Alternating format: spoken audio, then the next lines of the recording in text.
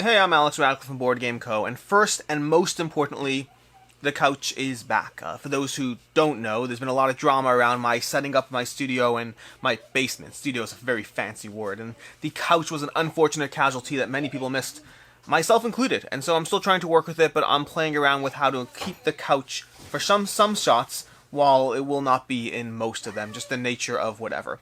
That is a completely meaningless and useless conversational aside from the fact that this video is about cancelled Kickstarters and Bloodstone in particular. Now, this is not my first foray into the subject. I did a video a while ago, maybe 6-7 months, I want to say June. I think it was June of last year. I'll include a link to it down below, covering the cancellation of In Too Deep from Burnt Island Games. And it's the same idea every time. It's the same conversation every time. There are things that are different about this situation, potentially more things to add to the conversation, or just a general what happened with Bloodstone. There's a reason I'm willing to have the conversation again.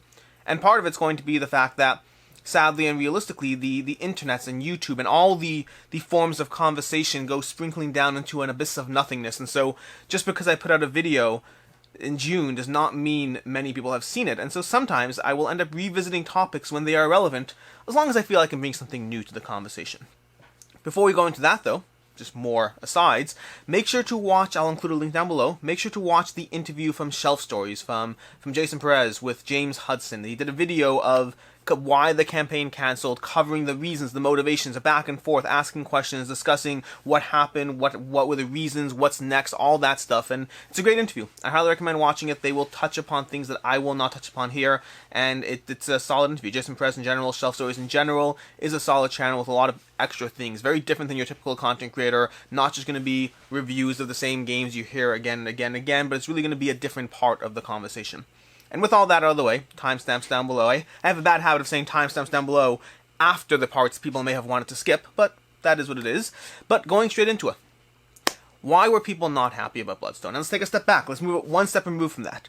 Let's just give a quick overview for those who don't know. I have this habit of talking about things as if everyone knows about them, and that's not always the case. And Bloodstone is a campaign by Druid City Games, by Skybound Entertainment, by James Hudson, that was on Kickstarter, and they had a, I believe it was $150,000 goal, and they crossed or came close to $300,000, doubling their goal effectively, and then they canceled. Now, this is a skirmish game. It's a skirmish game that I have the opportunity to play. I put out a review on it. I have a playthrough on Quacklope's channel. I did a full comparison video of like 20 different skirmish games, although primarily the two you're going to want to compare against it are going to be Super Fantasy Brawl and Arena of the Contest. They're going to have different degrees of overlap in different ways, but as familiar as I am with the game, as much as I enjoyed the game, and I did enjoy the game, and I'm very much looking forward to coming back, at the end of the day, they got to roughly $300,000, 2,600 backers, somewhere in that range, and then canceled. And that can be frustrating. It can be frustrating for a variety of reasons. It can be frustrating to those who feel that a funding goal is something that you set it and you mean it. Otherwise, why have it? What is the point of writing down, we need $150,000 if you get twice that and you're still willing to cancel it? This is the conversation that comes up time and time again every time a notable Kickstarter cancels after funding. Every single time it happens. Or if it cancels before funding, but it clearly was going to fund. Like, I believe In Too Deep canceled right before funding, maybe it was right after, but it was like day 1 or day 2. They were on a certain percent of linear progression. They absolutely would have funded, and then they canceled. And people get frustrated by it, and I understand why people get frustrated by it, but my own personal opinion is that it's a good thing. In general. There are exceptions, for sure. But you don't get charged, to be clear. For those who don't know, when a campaign cancels, you do not get charged. You do not lose your money. The biggest reason to be upset is the idea that the creator lied to you. That's the biggest reason. Because every other reason is immaterial. Every other reason comes down to their belief of what makes sense, what's the most sustainable, what is the best thing for the company, what is the best thing for the game. All those things are factors. The reason to be frustrated is, why did they lie? Why did they sit there and say that the goal is $150,000 when it clearly, oh so clearly, was not? And we'll get into all that. But going back to Bloodstone, now that we have the background out of the way, there were a few things that people were unhappy about. And keep in mind, everything I say in this video is coming from the bias of my own opinion and what I know about the industry, about campaigns and all of that. It has no knowledge whatsoever from James Hudson, from Skybound Entertainment, from Druid City Games whatsoever, past what they've said publicly themselves. And so there are things I will say, things I will opine on or have an opinion or what's the word for it? I can't think of the word, but I will have certain opinions on the matter that are not backed up by anything other than my own opinion, so understand that. And they may not be true entirely, just that's the nature of trying to think through what's going on here. But going through what we do know, and I'm going to ultimately end up leaving things out, so by all means, in the comments down below, let me know what I do. But the reasons why people were not happy are as follows, and I'm saying this because I've seen a lot of comments from people who are like, why did it cancel? I have no clue what's going on, because something that we forget about, those of us who are involved, is we forget that there are so many who click back and walk away. They click back, they back the project, they leave, and then a week and a half later they get notifications that the campaign's canceled, and they're like, what is going on? They're not following in the comments, they're not in Discord, they're not in wherever it is, the Facebook groups, or wherever people are talking, and they themselves weren't upset at all. And so it's always an interesting question of who was upset, how many people are upset, what is the actual effect of the population that was affected, because something we have to understand with Kickstarter in general is the vocal minority is always the vocal minority. The people who are who care the most say the most, and so you might see a complaint again and again and again, and yet it might only be from 20 of your 2,600 backers, and that's something we have to understand and live with, so to speak. But going back to why people aren't happy, it's taking me way too long to get here, it's going to be the price of the game, to start with. The general value proposition of Bloodstone was $125 plus shipping entry point to a game that when you weighed it up against other similar games, it certainly fell flat. Now, I do not think it was a bad back, all things considered. I was going to go into this in a should you back it if I was specifically holding off because I wanted to see what the daily reveals unlocked, but it certainly wasn't a great back, just from a pure monetary perspective of looking at the components on the table. And something James himself addressed, and I agree with, but it still doesn't fix the problem, is that, sure, they can shoehorn, 16 extra miniatures with 2 sculpts so that you can say, hey, look, we doubled the number of miniatures in the game, and it really added nothing to your experience. And it's true, they could do that, and it wouldn't add anything to the experience, but the nature of charging $125 for a game is, yes, of course, the designer's time, the company's time, all the other factors that we can't see that don't have a physical value, all those things have to be accounted for in one way or another. But there's a reason why miniature-heavy Kickstarter games do well and others not as much. People still need to look at something when they're turning around and saying, what will happen with this game? Sure, we brought it to life, but could I get it at retail? Could I get it later? Could I get it second-hand market? Pricing of components is a thing that we will have to always deal with, and the price point of Bloodstone was not great for the components that you were getting when you compare them to other notable Kickstarters. When you compare them to Arena of the Contest, when you compare to Super Fantasy Brawl, those would be the two direct comparisons in terms of gameplay comparisons, and they had better pricing for the variable components that they got. So pricing is going to be number one. Number two, people weren't necessarily sold on the game. Now this is a larger conversation that is a little harder to fix in general, but a lot of people, like myself, anyone I know who's played it, I think every single person I know who has played the game, who got their hands on the game, enjoyed it. This is something I can't even say for Primal. Primal, which for me, I preferred way over Bloodstone. I think Bloodstone's great, but I prefer Primal to it. But Primal is a game that I do know a few people who tried it and couldn't get behind it. I understand that. Or ISIS Vanguard had the same problem as well. Some games have a harder time getting their appeal, getting their core audience, but Bloodstone, the biggest problem with Bloodstone is that when you look at it, you say and you think, what is this doing that's so different? Why is this interesting or entertaining? It's rolling dice, 20-sided dice sometimes, which is insanity. The variability of the RNG, of the randomness in this game is off the charts. And so sure, we have some powers, some abilities, and then a whole lot of randomness. For what? For what? To what end? What is the real game going on here? And yet once you dive into Bloodstone, it's a very different experience. Once you dive in, it's a lot of fun. It manages to be fun in a way that clearly wasn't conveyed to as many people in enough ways as possible. And I shared the skepticism people had. When I first saw Bloodstone, before I was involved in the actual creation of content or whatever it is, before I saw it, I saw the game, it looked interesting, the art looked great. I reached out briefly and they said, oh, we're not sure, we're evaluating our plans, whatever, and I walked away. I wasn't interested in pursuing it because while the art looked great, there wasn't enough there that I saw that pulled me in, that distinguished it from anything else on the market. And the only reason I ended up getting involved is because because Jesse, he played the game, and he's like, oh my gosh, this is everything Alex likes in a game. He has to be involved. And so Jesse basically dragged me into it because he knew, once he played it, that it was a good game and one that I would love, and he was not wrong. But my point is that I share the initial skepticism. I share the idea that it looked great, but it certainly didn't look, I'm going to pay $125 for the components I'm getting, great. And so that's going to be a factor as well. The daily reveals and lack of stretch goals are going to be another thing. Lack of stretch goals is something we're seeing more and more in games, and lots of campaigns are just saying, hey, stretch goals are all fake, they're all a game anyway, so we're just going to remove them entirely, and they are certainly fake. And I talked about this in my last video, the 100% they're fake, and yet I know they're all fake, and I still want them in campaigns. They still add a dose of randomness, a dose of something interesting to come back to. It doesn't matter how fake they are. I know that. I want to check in on that campaign. I'm invested in it. I'm driven by what's going on in this thing that I'm putting my money towards. And so, fake or not, I don't just want it all day one. I want it teased out over the course of the campaign. Otherwise, why am I paying attention? And if I stop paying attention, there's a certain point where I remember that it's just a game, and I can get games all the time that are available now. I have plenty of games on my shelves I'm not playing. You have to keep people invested and involved, even if it's fake. And so, there's a few ways people handle this. Way one is they still have stretch goals. I mean, look at Command. Command's got stretch goals from today till tomorrow, and yet suddenly those gaps between stretch goals start drifting magically to pace with the funding. At first it's a $10,000 back, but if the campaign's doing well, that gap will jump to $20,000, $30,000, $50,000 sometimes. And if the campaign's doing poorly, it manages to stay at $10,000. Why is that? It's because they're fake. They're meant to give you a constant reason to come back, to check the page, to see what's new, to keep you invested, even though they're fake. Even though I know they're fake, I want them.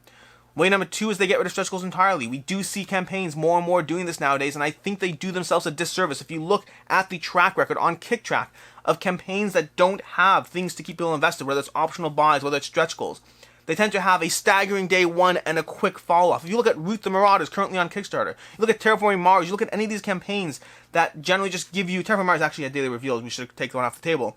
If you look at Root, if you look at... I'm trying to think of other notable campaigns offhand. I probably should have thought of some beforehand. But if you look at their Kicktrack data, if you look at how they progress, they don't keep on dragging people in. They have a drop-off because there's not enough to keep people invested when you don't give them any reason to keep checking every single day.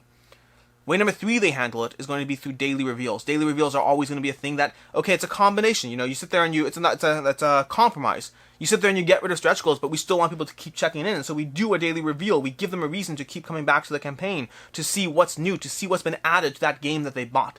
It's a hybrid. It gives you that investment, but it's on a timed release schedule, and so it's not random or whatnot. And so that does work to an extent, but at the end of the day, well, first of all, text back. It does work to an extent. Period. Done. But it's not necessarily the same thing as stretch goals as well. Because stretch goals, the non-fixed nature of it, they've done studies on this in terms of foods and animals and whatnot, in terms of addiction, in terms of when you have animals that get their food at intermittent intervals versus fixed time, there's a degree of how addicted they become, how they check, of how going back to that idea of opening the fridge to see what's new, opening the fridge to see what's new. If I know there's a daily reveal every day at 3 p.m. Eastern Standard Time, I don't keep going back to the campaign to check. Sure, there are notifications, sure, all that stuff is true, but it takes away some of the addiction of being invested and emotionally driven by the campaign experience. So daily reveals are only a kind of compromise away from the experience that stretch goals bring. But then more importantly in this case, in Bloodstone's case, I don't think the daily reveals delivered the excitement people wanted. I think if anything, they would have been better served by not saying they were daily reveals at all. Because I think that they set an expectation for a lot of people, especially given their own past history of their own campaigns, and it wasn't met here. Because when you walk into that campaign, when you walk into Bloodstone or any other campaign and you see no stretch goals, daily reveals, that's fine. At least I know what I'm signing up for. That's great. Thank you for warning me. I appreciate it. And then day one comes, and you get a chapter story which has no reveal. The daily reveal in this case was not content for the game, it was narrative. It didn't give you anything, it just showed you something. Day two comes by, again, just more story. If you look through the daily reveals on Bloodstone, the amount of actual content given in those daily reveals was minimal to none. There were a few things. They had a weapon hex or something. I can't remember. I can't have to go through them all to remember what they were. But there were a handful of actual content-driven reveals. Most of the reveals were keeping people involved, which isn't a reveal. That's just an update at that point. At that point, just say, we have an update every day at 4 p.m. and move on with your life. Don't sit there and call them daily reveals when the reveal is not actually giving anyone new content. Because it sets an expectation that is worse. It's one thing to have the core pledge here and then stay static the whole time. The problem is when you sit there and you say daily reveals, people think it's going to be an upwards progression, and every time it doesn't move up. The gap between their expectation and the reality keeps widening every single day, and that's just not good. That's why towards the end of the campaign, you're going to see falling numbers, people walking away from Bloodstone, because they were already a bit wary of the price point, and then you throw in the fact that the daily reveals aren't actually giving them the content, that gap between reality and expectations got wider every single day. This is something I talked about with Dead Reckoning as well a long time ago, that aspect of when you sit there and you say we have daily reveals, and then that daily reveal is a live stream. It's great. It's not bad to have a live stream. Just don't call them daily reveals when they're not going to be revealing new content. Just at that point, they're just an update. And so I think that's another aspect. And then the last aspect with Bloodborne is going to be Bloodstone. Should get that right. Bloodstone was very much selling the narrative. From those daily reveals to that trailer that they spent who knows how much time and money on getting that trailer going that didn't tell you a thing about the gameplay, but sold you the story. And the fact that they had a book involved in the campaign. You can buy this book that was part of the experience that sold you on the story, the narrative of Bloodstone. I think that's great for a certain kind of person, but I don't think that kind of person was as much looking for a hack and slash, rolling dice, attacking each other. I think there's a difference, a dichotomy between the narrative aspect and the gameplay aspect that was being sold here, and I don't think there was a huge overlap. Based on the comments, at least, there didn't seem to be a huge overlap in the market that wanted the narrative and the market that wanted the hack and slash, roll dice, attack each other gameplay. And so I think Bloodstone, again, through the daily reveals and the general campaign, sold a lot of narrative as a selling point that I think for many people, it wasn't necessarily a bad thing, but I don't think it was a selling point. And they have a link to the poll. So they canceled. And they have a link to the poll of your own feedback. What did you want to see in the campaign? What else is there that you want to see? And they're going to be coming back in the summer. They might have other campaigns first. They have a schedule, so they might have other stuff happening. But they will be coming back in the summer with the campaign. And trust me, I want them to come back. Bloodstone is an excellent game. This, to me, is my perception of what happened with the Kickstarter. But the game itself was excellent, and I absolutely want it in my collection. To the point that if they said, hey, whenever publishing that, I would try to hunt down that prototype to get that prototype because it was a good game. It was a fun experience. It's the kind of thing you can pull out when you have 45 minutes and just knock out an arena battle where you smash up your friends from today to tomorrow or play a cooperative game.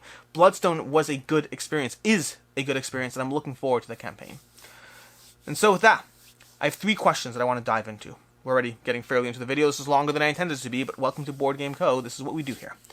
Number 1, was the funding goal fake? Because this is a big one. Was their funding goal an absolute blatant lie? Why set $150,000 as your funding goal if it clearly wasn't?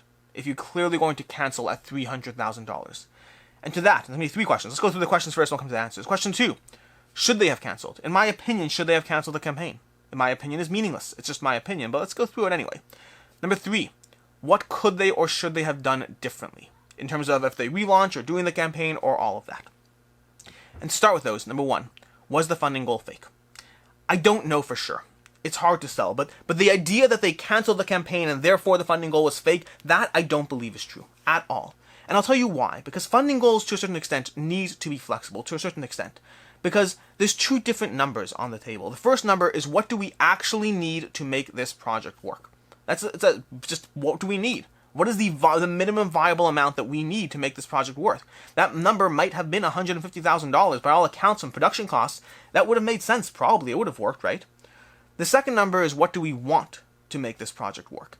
And Kickstarter doesn't allow for the possibility of accommodating both those numbers, which is a big problem, unfortunately. Kickstarter only allows you to have one number, what we need and what we want. Sorry, I just said that wrong. Kickstarter only allows you to have one number, what we need. That is the only thing you have. Everything else involves canceling.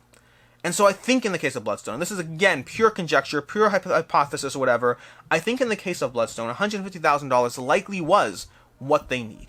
The question along the way becomes, if we cancel, could we get more? And not purely from a profit thing, certainly from a profit thing. I mean, the whole Interview the Shelf stories where James Hudson goes into, well, you know, we want to service the backers, the community, we want to make the campaign better. I think all those things are true. And also, they're running a business. I don't know what James can say, what he's not comfortable saying, whatever it is, but of course they should try to make more money. They're running a business. If they can turn around and cancel a campaign, come back in the summer and double the amount of money raised, why shouldn't they? What did you lose? As a backer of the game, you lost what? 4 months of time not playing your game? But for them, this is the project. This is the livelihood and salaries of multiple people. This could be the entire games division. We're just seeing IDW Games Division shutting down. Companies shut down projects, divisions, games when they don't do well. It is, in my opinion, selfish to be worried about the 3 months that you didn't get the game when you say that, well, the business can't make money. How dare they? They lied to me. They should just follow through on their promises regardless of the consequence. I think that is a narrow-minded viewpoint of looking at things. Now, don't get me wrong. The problem is Kickstarter, again, does not give you, the creator, the tools to properly communicate to the backers, to the community, what they are actually signing up for. They give you that one number. And so that one number, $150,000, let's say people had just not backed the game to the extent that Druid City Games, the Skybound Entertainment, had wanted. Maybe they just didn't. But there was no feedback as to what was wrong. There wasn't feedback from the community as to the fact that the price was too much. There wasn't feedback as to the fact that we want more heroes. We don't like the daily reveals. What if it literally just came down to the fact that the pool of people who could have backed this game were just smaller than they anticipated? In that case, I think the funding goal might well have been real. Again, pure conjecture here. I think it might have been real. I think the reason for the cancellation is not because it was a fake funding goal, but rather because of the fact that they could do better. They could come back and repolish and rehaul the experience and take into account the feedback that was given by the community and deliver a better board game. But had that feedback not been there, the campaign may well have hit $300,000, closed up shop, called it a day, and moved on. I think that the Kickstarter does not allow for a possibility of rehauling based on what's going on. It's purely binary. You either have a funding goal, you don't. It doesn't allow for the nuance around that funding goal. As far as funding goes, by the way, this is a whole separate problem. I tackled this in the other video, my last video, so I won't heavily go into it. But fake funding goals are an inherent problem because of the way they motivate creators to have small funding goals rather than realistic. We've seen this with, not Mythic, the other company. I always forget. Monolith Games. When they tried doing their Beyond the Monolith and they gave a real funding goal and the whole thing just didn't work out. At the end of the day, when people or campaigns or companies try real funding goals, more often than not, it causes them more problems than when they don't. And as backers, as people, we seem to only care about the lie when the project gets cancelled. The rest of the time, we're cool with it. It's not that the lie bothers us, it's that the lie bothers us when the project gets cancelled. But again, I tackle that more in the other videos, so I'm not heavily going to go into that here. Which brings us to question 2. Should they have cancelled? And in my opinion, absolutely. I thought they should have cancelled 4 days in. Because they had a 2-day funding goal where they clearly expected and hoped to have 5,000 backers within 2 days. And that was very clear at the end of day 1 that was not happening. It simply was not happening. It was clear, I think 10 hours in it was clear it wasn't happening. There's a progression to the way Kickstarter works. You can look at the numbers and it follows a fairly standard curve. There are exceptions, but the exceptions are rare. It was pretty clear, 6-10 hours into the campaign, that while it was doing well, it certainly was doing well, it wasn't doing 5,000 backers in 2 days well. And I thought they should have canceled fairly early on, all things considered. Not 2 days in, but by the time they started releasing their narrative reveals, their daily updates, their daily reveals, it became clear that people were already not thrilled with the premise of what this Kickstarter was offering. People still invested. People were still backing, don't get me wrong, but there were those who obviously hit back and walked away and don't care at all. There were those who didn't back because of the value proposition, the narrative reveals, all that. And there were those that backed but kept an eye on the campaign, hoping for change that wasn't coming. I thought they should have canceled 4 days in. But I was like, hey, they didn't. So good. I don't know what's going to happen, what's going to whatever.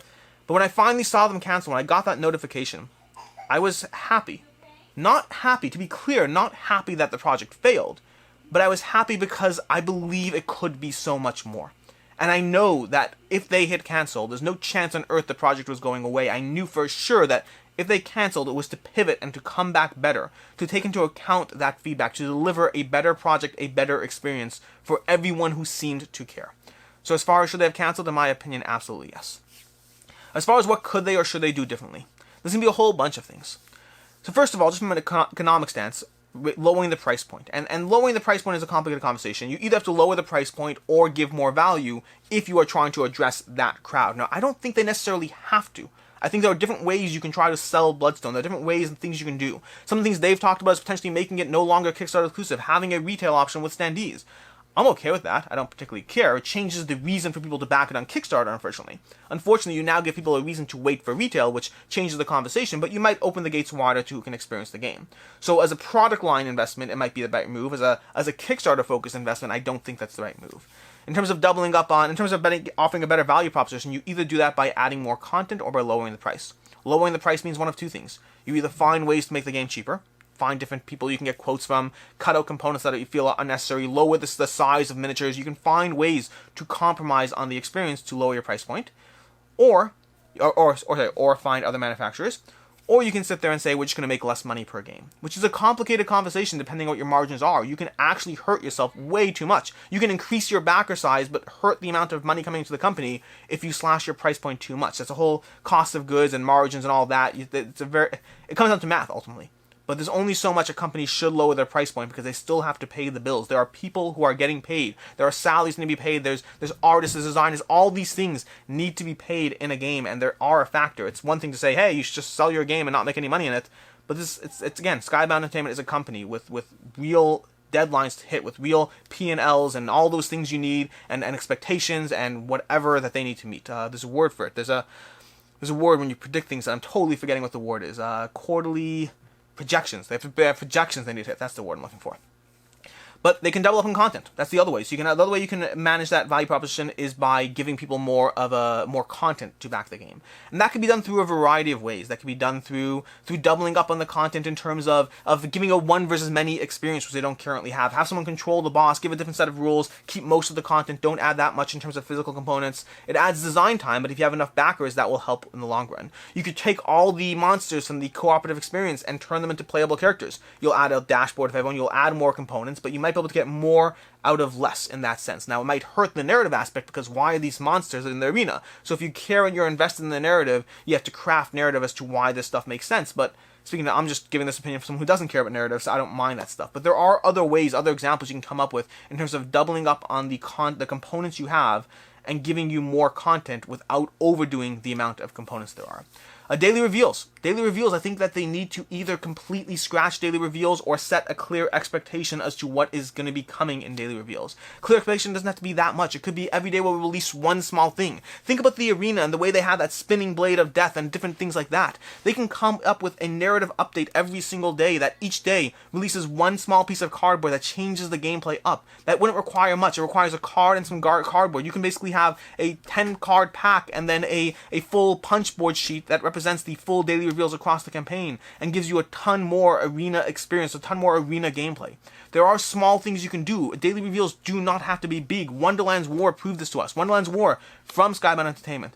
They gave you daily reveals every single day that didn't really give you a ton of extra content. They just gave you small extra things every single day, but they were extra things every single day as opposed to purely narrative. They can give you TTS available from day one. I think they're already doing this. I think they've actually already done this, that they can unlock the playing the game online. Like I said already, most people who have played the game have enjoyed the game. They've been invested, they've liked the experience, and so making it available to people, that's a big deal.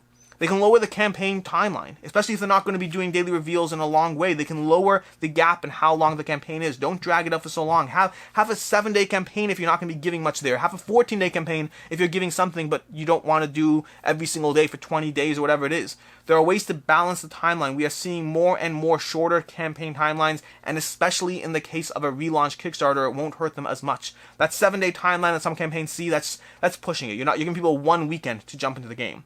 But it's not as bad if you're a relaunch when you're already pulling in 14 days of prior stuff, and this way you don't have to worry about doing campaign timelines for 20 days of daily reveals and all of that. The design challenges. I like the idea of keeping the community invested. It's something we see from a lot of companies, including Awakened Realms, but I think the way they did it was too open-ended in a way that did not invest others in the game. The way you had to come up with ideas. If you look, the campaign had 2,700 backers, and if you look at the first design challenge, it's 39 posts, and no, I'm not excluding unique people. So 39 posts, maybe 20 people commenting in the design challenge. The second design challenge had 80 posts. Okay, great. That's what, 40 people? 45 people? How many unique people from those 2,700 pool of potential people are actually contributing to the design challenge? And that's because the way they did it involved you really crafting your idea. You're asking people to invest their time and energy and thought process into something that may never see the light of day because it may not be picked. I think instead, the better way to handle community involvement in the progression and design of the game is through voting. Because it takes 1 second to vote. Oh, I like that sculpt. Oh, a necromancer versus a this versus a that. I like that. Give people ideas and ask them to vote. People will be far more involved because they're not asking them to give up a lot of energy or time. Even then, people still don't. Because what if my vote matters? There's going to be hundreds of people voting. My vote matters? People generally feel a little less invested in the outcome of something that they feel they won't affect the change. They won't affect any change in. And so when you ask them to really dive into design, you're going to have a lot of passion. That's not true. You're going to have a handful of passionate people, but most people are just going to check out entirely. And then the last thing, and this thing is definitely my own bias, take it with a grain of salt, but I like optional buys. I don't like spending money on optional buys, to be clear, but optional buys is another way to keep people invested, another way to add new content to the game without even taking away from your own price point, from your own profit margins. You know, if you're doing a 14-day campaign, you could have 3 optional buys, you could have 2 optional buys across the campaign. You could have a hero pack, 4 extra heroes for $30, whatever it is, giving you extra content for the game, beautiful miniatures, more, and doubling up in the arena thing. If you're having a gameplay experience with a 4-player gameplay, the amount of combinations you have in a 4-player arena game when you have 8 heroes versus when you have 12 heroes, it is a huge gap. And if you're actually playing at 8 players, then you need that variation to actually in any way have a different combination of heroes in the arena. So having, 2 hero packs that are $30 each, and then a boss pack, 3 bosses for $30, whatever it is. You can add new content to the game in terms of optional buys that will add to people's desire to jump in that. You have cool sculpts. They're always upset about it. I mean, myself too, but you're like, okay, sitting there, like, look at the coolest sculpts are behind the optional buy. Why aren't there coolest sculpts in the game? But you keep people invested in the conversation, in the process, in the journey. It can push people away if you do it too much, so it has to be balanced when you're talking to optional buys. But if you do it well, if you keep it reasonable, if you keep it in check, you can get a lot more people invested on an ongoing basis as far as the campaign. And that's everything Bloodstone, I guess. The last thing, not to put, and by the way, James, if you're watching any of this, apologies for my armchair analysis that may or may not be completely and totally wrong. I specifically didn't want to do this as an interview because I didn't want to handle this from the stance of Skybound Entertainment issuing a statement. We already have them doing that via Shelf Stories, which again, excellent video, I recommend watching it. Lastly, speaking of apologizing to people, so I'm going to apologize to Awakened Realms now, because now I'm going to put them on the spot. Because I think Awakened Realms is primed for the opportunity to potentially fix this fake funding goal problem. Like I said already, Kickstarter doesn't really give you any variability. They give you a firm, here's your funding goal, you either cancel or you don't, and done. I think Awakened Realms and the fact that they are building out GameFound as a new tool, and they're taking away the things that we expect to see, and they're adjusting the space we are in. I think they are primed to potentially tackle this problem and do it and put out solutions that might improve the experience. And those solutions could be anything. Those solutions could be, you could have a funding goal. Funding goal could be off the bat. You could have a funding goal in place. But then there could be a tag saying, commitment to not cancel, or however you want to phrase it. Effectively, you can give a creator a binary choice. Here's my funding goal, and I'm committing to not canceling it once it's launched, once it hits that. Or you could have a flexible funding goal. You can't call it flexible funding goal because GoFundMe has that, and flexible funding goals in GoFundMe just means all the money's collected no matter what. So you have to find different terminology. But what if a creator could sit there and say, yeah, I have a $150,000 funding goal, but hey, I'm keeping my options open, I might just or cancel whatever it is, and done. Versus a creator who is willing to commit that they won't do that. Or alternatively, having 2 different funding goals. Having a funding goal which is, this is what we need, and a funding goal is, this is what we won't cancel after.